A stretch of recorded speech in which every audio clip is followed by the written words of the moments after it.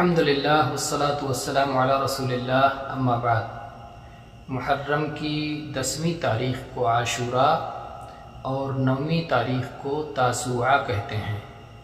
نبی کریم صلی اللہ علیہ وسلم عاشوراء کے دن خصوصی اہتمام فرما کر صوم رکھا کرتے تھے، اور آپ صلی اللہ علیہ وسلم کو جب یہ بتایا گیا کہ یہود و نصارہ اس دن کی تعظیم کرتے ہیں تو آپ نے فرمایا اگر میں اگلے سال زندہ رہا تو 9ویں تاریخ کا صوم رکھوں گا۔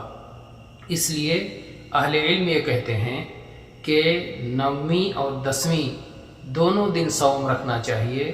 9ویں کو اس لیے کیونکہ نبی صلی اللہ علیہ وسلم نے اس دن کی نیت فرمائی، اور 10ویں اس لیے کیونکہ آپ اس دن صوم رکھا کرتے تھے۔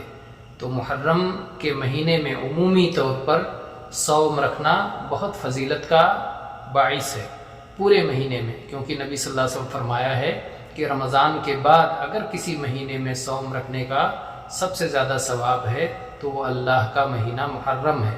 افضل الصیام بعد رمضان شہر اللہ المحرم۔